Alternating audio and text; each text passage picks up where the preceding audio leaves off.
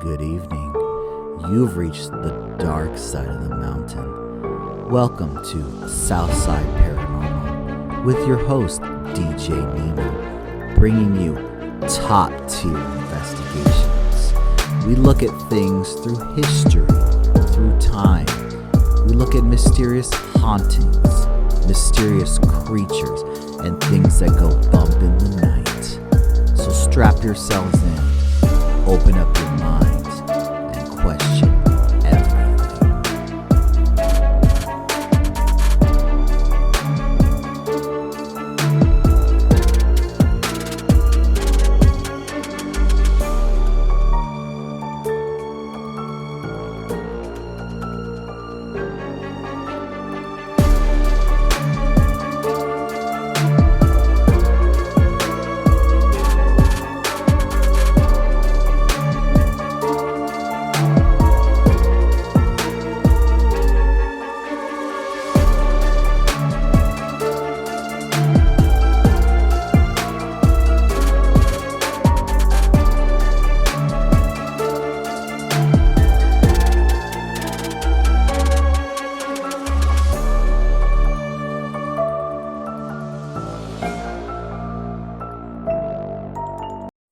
Good evening. You are tuned into Southside Paranormal with your host, DJ Nemo. That's me. If this is your first time listening, welcome. We're glad to have you, and we hope you like and enjoy our podcast. If you are following us on YouTube, please make sure that you head on over to our new Spotify page. We are dropping most of our podcast recordings on Spotify first. So if you're hearing them on YouTube, you're getting them maybe 1 or 2 weeks late. To be up on it, we would love your appreciation, love and appreciate your support with the podcast. If you can head on over to Spotify, please like and follow. We would greatly appreciate the support. So season 4, we're officially here. Season 4. It's been 4 seasons already, and we have a lot more information to get out. And I thought about like what specifically would be a good topic to kick off season 4. What's a topic that we haven't done? And then I thought about it, and I said, we got to do the goat cryptid. Okay. And not talking about goat man cryptid. I'm talking about the greatest of all time goat. Okay. And that would be Bigfoot, Sasquatch, Yeti, the Falk monster, Momo. Okay, any of these, you might have heard that term before. Often we call it Bigfoot. Oftentimes we'll call it Sasquatch. So let me give you a little back history on how I came really into Bigfoot research. It kind of goes back to like 2013, 2014. There were a lot of cryptid shows out there. I was really big into them. One of the big shows that was really influencing me was Finding Bigfoot. And I was like watching them, and I'm like, you know what? I could do what they're doing. And, you know, they're not really doing anything that's super hard. They're just doing some scientific research. And so when I really said, you know what, I'm gonna go out in the field and be an actual field level researcher, just like the people on the show. I can do that. I have insane amount of knowledge and outdoor experience from hunting and fishing and camping, that I can do the exact same thing that they're doing. And I don't know why I'm not. I did that all kind of changed when I saw them come to Arizona, and I was like, what? There are Bigfoot here in Arizona. Now, most people think of Bigfoot, they're thinking of like Oregon, Northern California, Washington State, but you'd be actually surprised. Every state in the United States, even in Hawaii, but that's a little bit different situation, has Bigfoot in there, Sasquatch. And it's kind of crazy to me that they be in some places, but they are, especially here in Arizona. So this is what we're going to do in this particular podcast is, so as I was going through this researching, I actually had 2 Bigfoot encounters. One that resulted in actual audio that I got from these creatures and documented. And they're called like different levels of like a class A, class B, and a class C report. These are Class A audio recordings. I submitted them to the BFRO, which is the Bigfoot Field Research Organization. They're nationwide. They're the ones you see on the TV show. However, I really felt like they didn't reach out to me fairly, and they didn't really value my research and the audio that I had recorded and received.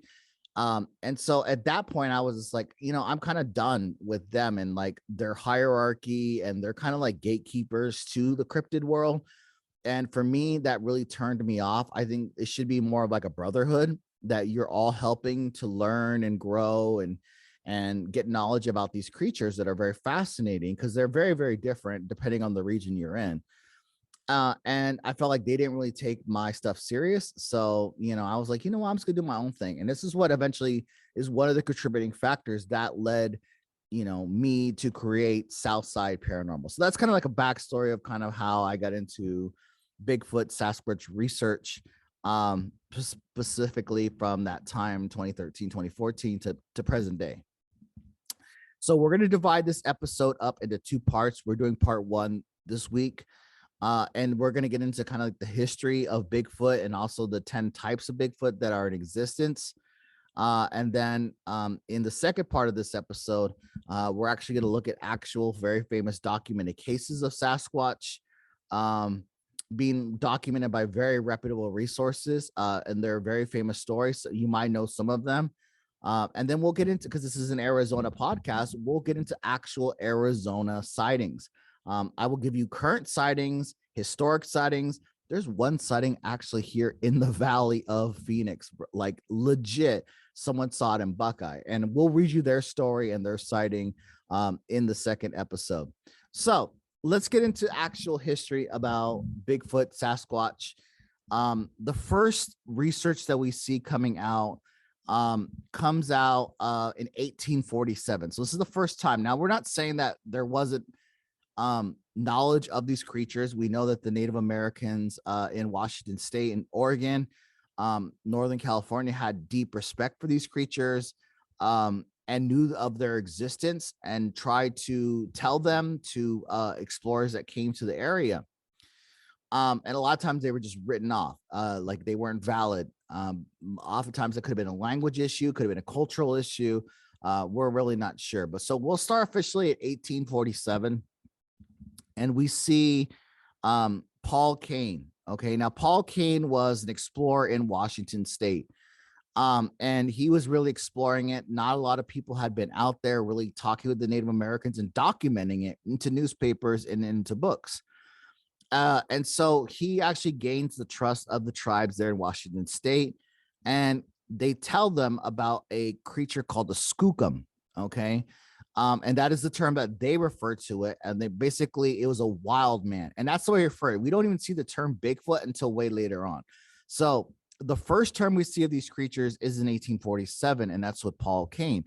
And these skookum creatures, they were told by the Native Americans that they were wild men, okay, living on the peak of Mount St. Helens. This is long before it exploded. And Paul Kane basically went through all of Washington State, getting these creatures stories and throughout the different tribes. And they realized that they had a pattern, and that the pattern was mostly the same, that these creatures were in the mountains. They were ginormous. We're talking, 8 to 10 feet tall with massive strength, able to grab a deer or an elk, could snap their neck immediately, could kill a bear. And the natives very feared these creatures. They had a healthy respect for them as well. Over his time exploring Washington State, he ends up writing a book. Okay. And in his book, in his articles, he basically states that there was a war for 100 years between the Skookums and the native people there. And they basically went into a massive war, that they were stealing the native people there in Washington State's children. The hairy man, the Skookums, they were stealing their children. And so a gang of young warrior tribes gathered together, put their differences aside, and went to war on these creatures. And many of them got killed. And they've been fighting this war for hundreds and hundreds of years against these Skookums that were cannibalistic. They ate humans, especially children. And so eventually it got to the point where this war got bad. I mean, they were like, they killed some of these creatures, and this is like bow and arrow days. And they had killed some of these creatures, some of the creatures killed them. And eventually they realized that this was not going anywhere, it's not productive. And he learned that they had created a peace setting and that they established a territory for them and a territory for the native people there in Washington, the tribes, and they respected it. And it wasn't until this guy really recorded this down that we see any history on Sasquatches in America documented, like Western documented. Now, as this continues, and again, people put that out, people thought he was crazy, but a lot of people didn't believe it. They didn't think this. How could there be a hairy man out there that's like that? We know all the creatures out here. This is the frontier at this time. It's 1847. This is before the Civil War.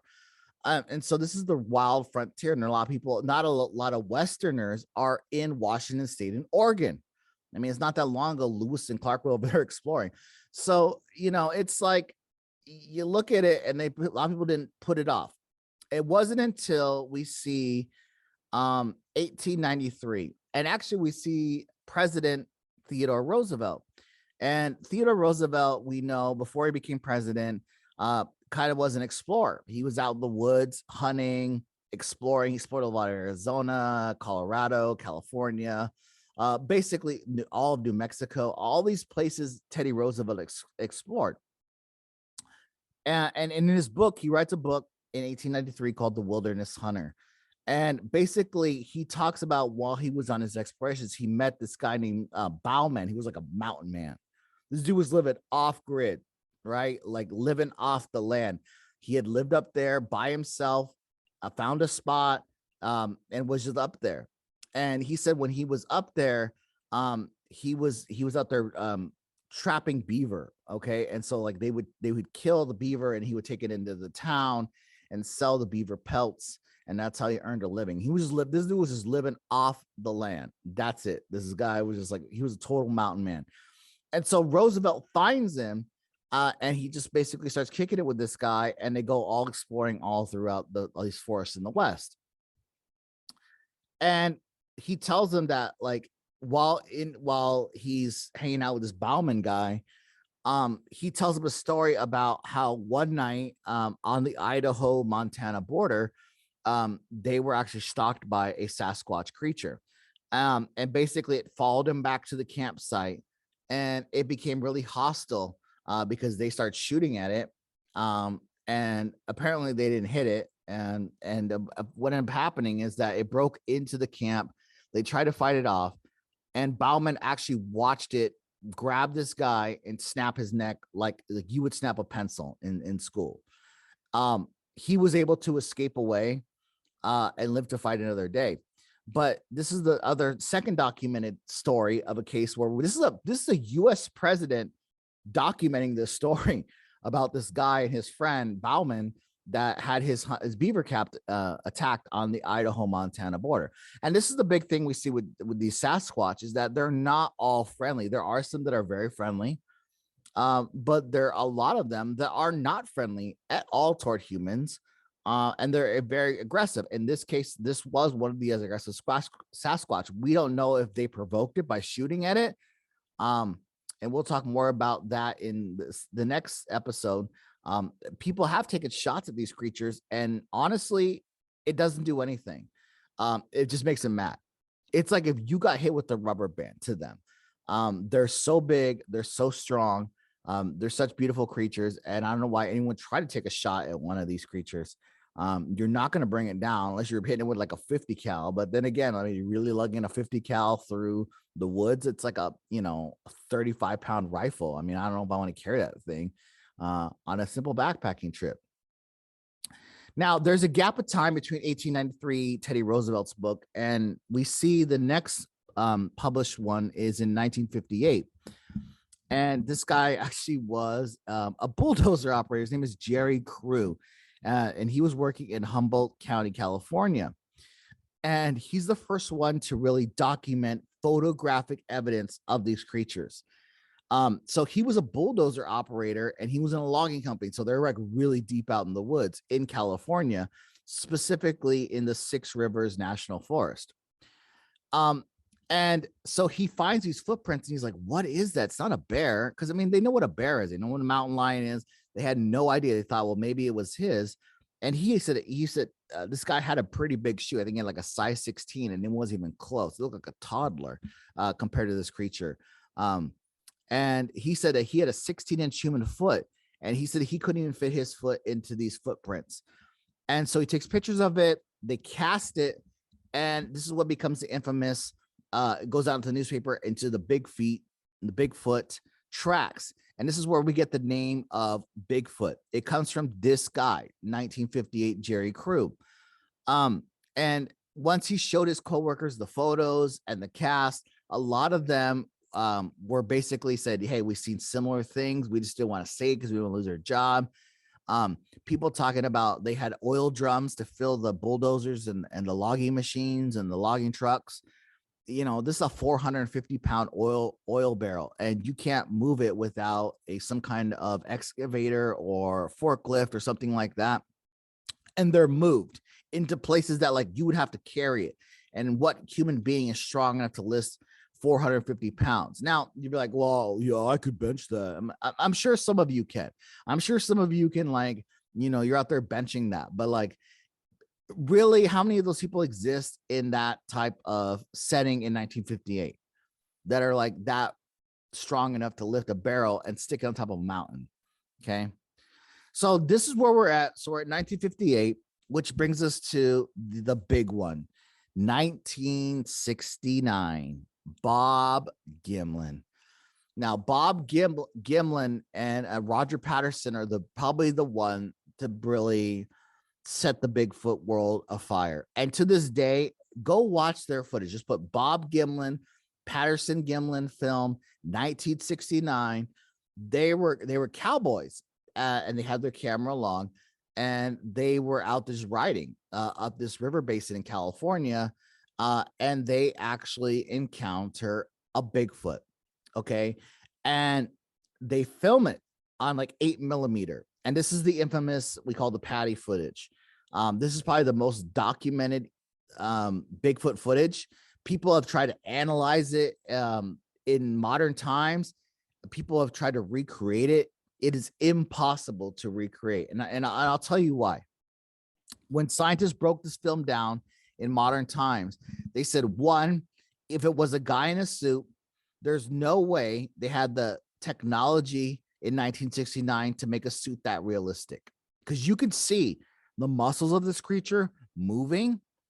You can see that it's actually a female because you can actually see breast on the high resolution because they've edited it down into 4K, and you can see breast on this creature. So it's clearly a female Sasquatch. They know it's very tall. It's very huge. We're talking 7 feet tall.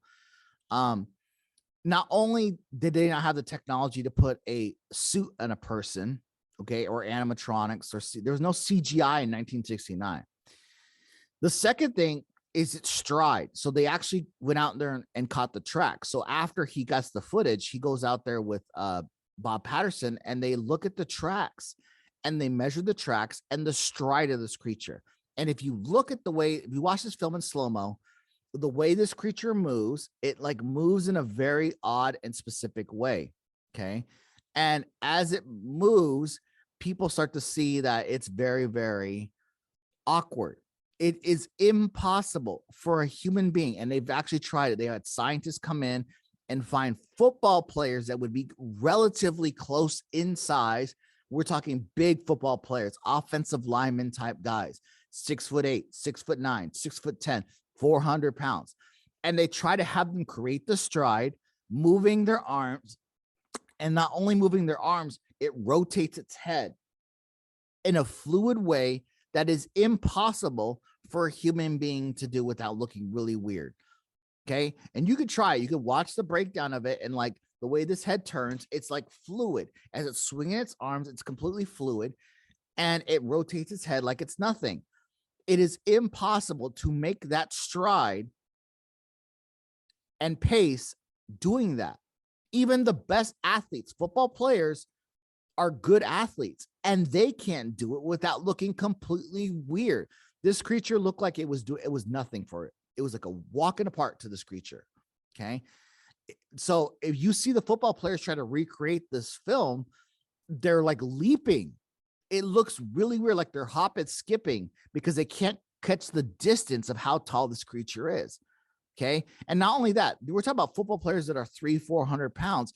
They don't even make a dent into the clay and the dirt.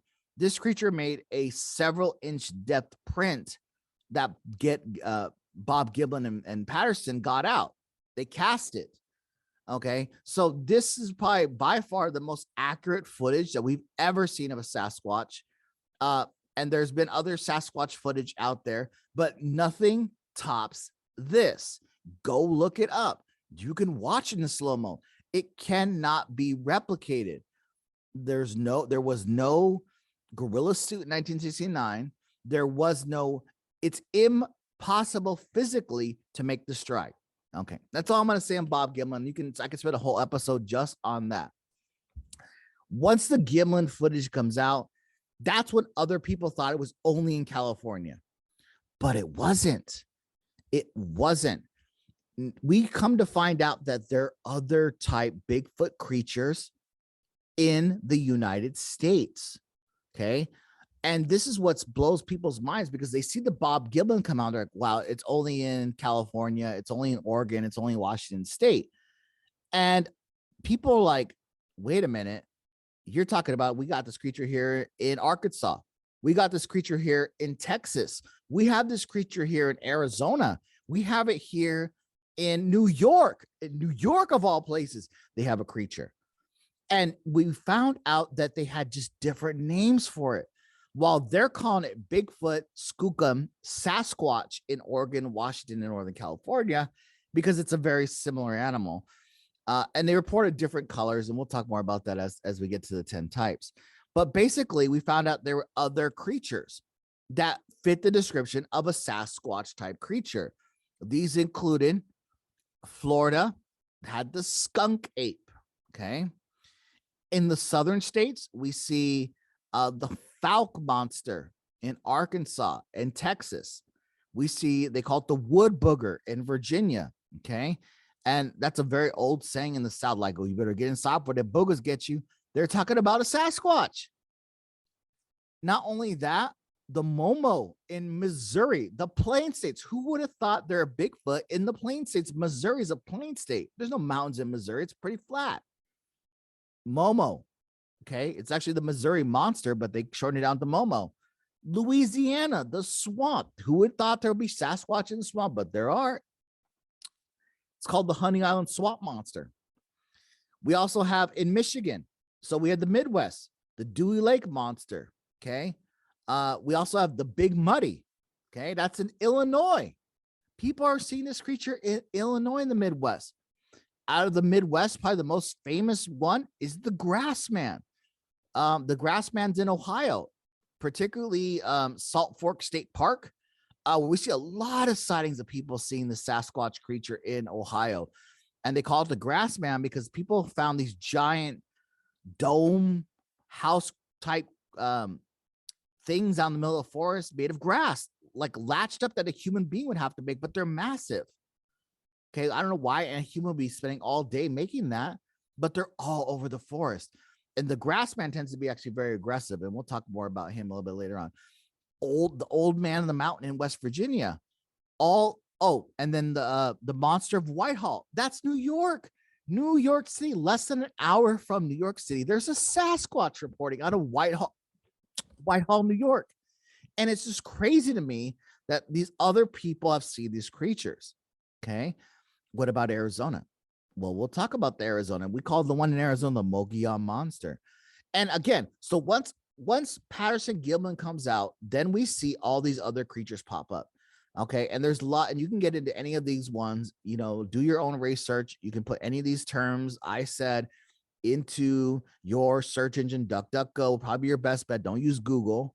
But DuckDuckGo, Brave, any of these things are really good. Grassman, Falk Monster, Skunk Ape, Wood Booger, Honey Island Monster, Momo, Dewey Lake Monster, Mogollon Monster, Big Muddy Monster. Any of these creatures, you can put them in there. You can look them up. Okay.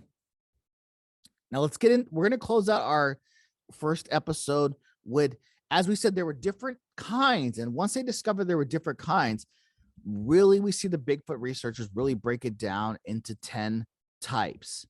10 types of Sasquatch out there. Now, for my viewers on YouTube, you'll be able to see the pictures. I'm going to post it up on the video as we talk through these type creatures. First one we see is, we call it type 1.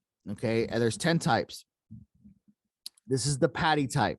This is the one we call Patty after the Patterson Gimlin. This is the one that they saw in 1969, mostly in the region of California, Washington State, Oregon. They're often described as being very shy. They're very gentle. They're humongous. We're talking 10 to 12 feet tall for a male, and female Sasquatches 7 to 8 feet tall, 500 to 600 pounds, but very shy. There's a lot of people in the Pacific Northwest that have seen the Patty type 1 Sasquatch, and have formed friendships. What they will do is they'll leave gifts. They like shiny things. They like food. And there's times of people have left out like bacon and like, well, everyone likes bacon, but like CDs, little shiny object stuff of no value.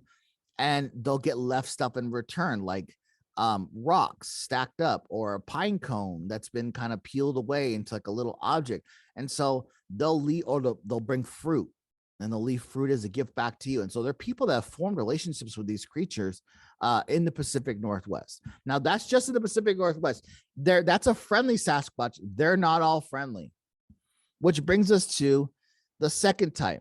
And this is the southern type. We call it the wood booger type 2. This is mostly in the South. This is where we see more human-like, 6 to 7 feet tall, 300 to 400 pounds. We see this one mostly in the southern type states, West Virginia, Arkansas, Louisiana, Florida. They're all going to be a wood booger or a type 2 type Sasquatch, more smaller than compared to the ones in the West Coast. Type 3 is probably the most deadly out of all of them. We talk about it. We call it the Gugway. It is a type 3 Sasquatch. It is often referred to as a dogman type Sasquatch. If you want stuff of nightmares, go look up the photo, The Beast of Seven Shoots. This Gugway type creature is found mostly in northern parts of America. So like Minnesota, Montana, anything along Canada, you see the Gugway type creature. They're extremely aggressive. They've known to disappear people and kill people. They look like a baboon type or a dog in the face. They're extremely big. We're talking, some people have reported Gugway up to 15 feet tall. In Canada, close to 1,000 pounds. The Beast of Seven Shoots is a very famous photo. It actually someone captured carrying a dog, like it's carrying a golden retriever, like you would carry a football. And think about how big a golden retriever is, right? They're a big dog, not the biggest dog, but they're a pretty decent sized dog. And literally this dude's carrying it like a football. So you can give you the size of how big this Gugway type creature is. By far, the Gugway is the most aggressive. They are not afraid of humans. They see humans as a threat or as a food source. They are by far the most dangerous. Type 4. This is a little bit different.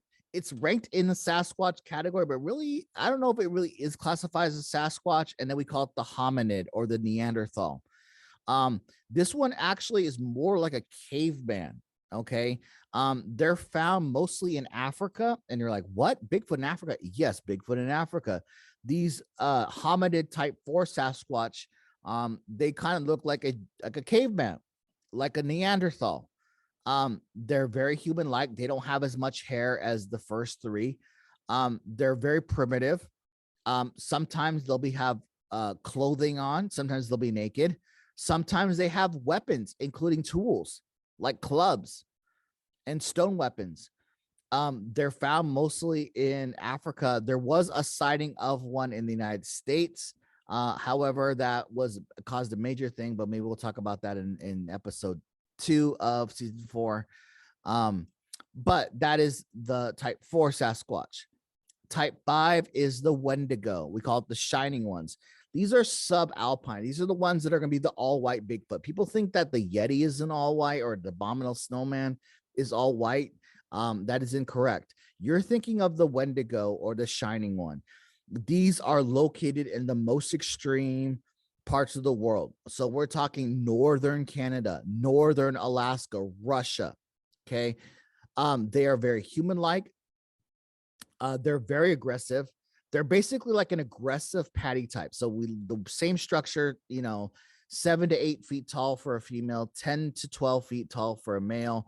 They're going to be all white Bigfoot. Now, it is possible to get an all white Bigfoot in the lower 48. But that's mostly due to age. Just like you get old, your hair turns white and gray. Sasquatch also get old. If they're a primate, their also hair is going to get white and gray. But these Wendigo are also very aggressive. They're very similar to a Gugway. They're also known to attack humans as well. They are not friendly. Number 6 is an interesting one. It's just kind of similar to number 4, and this is the mountain giant. Okay. The mountain giants have been reported in Canada and Alaska. We're talking creatures that aren't really a Bigfoot. They're more like a giant. We're talking 20 to 30 feet tall. People have reported these creatures. They refer to them having double teeth. So like Sasquatch and humans would have a normal set of teeth, like an upper and a lower mandible. However, these creatures, the people have seen these mountain giants talk about having they have 2 sets of teeth on the top and the bottom. They also have 6 toes and 6 fingers. They have weapon capability. One of the most documented cases actually out of Afghanistan, and that's the Kandahar giant. And maybe we'll do an episode on that. But basically, the gist is that special forces in Afghanistan, while they were fighting the Taliban, went over to a cave. They were hearing noises coming out of this cave, and this giant 20 to 30 foot tall comes out, red hair, attacks the special forces, kills a lot of them. Okay, had an axe, like a weapon, and they fight it off. They eventually just shoot enough rounds in it to kill this thing, and they hauled it out, and we don't know what happened to it. Like, they were all declassified, and they were basically told never to talk about it again. And the only reason we have the story is because after this people at Special Ops got out, they went and told the crypto researchers that, hey, we saw a giant that was 30 feet tall in Afghanistan that smelled horrible, had 2 sets of teeth, and they actually will classify this as a mountain giant, as a type 6 Bigfoot. Brings us to type 7. This is the Yeti or the Yeren. We call it, or the wild man of Vietnam. So this is an Asian only Bigfoot. We see the Yeti mostly in India, Nepal. We see the Yeren in China, Mongolia, Korea. And the wild man is specifically Southeast Asia. That is Vietnam, Cambodia, all the jungle type, Laos, in Southeast Asia that they're seeing. The wild man is like a shorter Bigfoot. Okay. Maybe 5 to 6 feet tall. They're very aggressive. They do not like people. They will fight back. People have reported seeing these creatures, these Yeren, the Yeti, and the wild man. People, like I said, people think the Yeti is white. It is not white. It is actually a brownish red, just like the Yeren. This is also a brownish red as well. It's like the smaller version of the North American Sasquatch. But even though they are small, they're extremely strong. People have seen them carrying off like a full-grown yak, like it's nothing. Okay. And again, that creatures are mostly in Asia. Now we get into the very unique ones, which are number 8, and that's a devil monkey. Now, the devil monkey has been reported across the United States. They are basically a evil monkey that's actually looped into the Bigfoot classifications. People report these things maybe 3 to 4 feet tall. And you say, well, I could take something that's 3 or 4 feet tall if it's out there. Yeah, you might be able to fight off one, but you have to remember a lot of these creatures are extremely strong. Think about chimpanzee, right? Chimpanzee's only 3 to 4 feet tall, and they'll kill you. A full-grown man, they're so strong. And you're like, how's a chimpanzee so strong? Because they're carrying their body weight and doing pull-ups all day. Okay, so these devil monkeys are in the same situation, but these devil monkeys attack in packs. We're talking 10 to 20 of them on sightings. Now, it's actually interesting because one of the most famous devil monkey sightings is something called a rebob. And if we have time, we'll talk about that one in next week's episode, the rebobs of Napa Valley. And you would think, what? Napa Valley, California? Yeah, Napa Valley, California, where these rebob creatures have attacked people that they were like, oh, monkey. And then all of a sudden, like 10 of them come out this tree and start attacking this couple that were in a car on a wine tour. Right? You think of wine country in Napa, California. It's pretty. There are these creatures up there, and there's documented cases of them in California. These little Sasquatch, these devil monkeys. Number 9, we kind of talked briefly about them. That was the grass man. That's only found mostly in Ohio. They're very similar rated to type 4, but they're only specifically in Ohio because they're the only ones that we really see make a nest. We see other Sasquatch make different structures to let you know that they're there. They'll bend trees. They'll make like little teepee type structures out in the middle of the woods, saying that this is our land, that's your land, you stay over there. But the grassmen are only unique in the fact that they make these little huts. And you can look it up, put Ohio grassman houses, and then you could see exactly what I'm talking about. And then finally, the 10th, the Littlefoot. You're like, Littlefoot? We've talked about Bigfoot. It's about a Littlefoot. Now, these are Sasquatches that have been found in Hawaii. Okay, and Hawaii is referred to them as the Menehune. They're not only in Hawaii, they're also found in Indonesia, the Philippines, Guam, all these little island countries there in the Pacific have seen these little, they call them little feet, the little people. And they've been documented for centuries. And technically, they're listed under a Bigfoot classification. But basically, the Littlefoot, they're short, 3 to 4 feet tall. Oftentimes, you'll see them with clothes or weapons. They basically like a hobbit, but they don't like people. They're very mischievous. So if you mess with one, they will mess with you.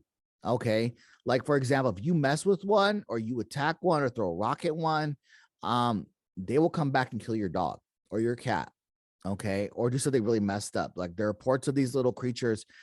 People saw one like hiking, and it followed them back to their house. And this is like in the city in Hawaii, like in Oahu on the main island in Honolulu. It followed them back to their house and killed their dog. And they looked outside, and their dog was hanging like from a tree with a rope, okay? And there's no way a human being could have got on the street with a snap. Okay. Like it was the weight of a human being would have snapped this tree, but like a little person, these little feet, the Menehune could go up there. And they think that it was because they made one mad. And they're very mischievous. They cause a lot of problems for a lot of people in a lot of the island countries, and they don't like talking about them. So this concludes our first episode of season 4. I hope you got your spark interested. Make sure you tune in next week as we continue on into actual cases of Sasquatch. We will get into some of the most famous cases, like the one out of New York. We'll talk about a couple other ones as well. The rebobs. And then we'll get into Mogollon Monster. And we'll talk specifically about that creature and the Arizona sightings, because there are many of those sightings throughout Arizona. I will also play for you my audio recordings that I have from my exploration and research into these creatures. And we'll talk more about my research and what I have found here in Arizona. So again, as we like to say, be safe, be well, and we'll see you on the dark side of the mountain.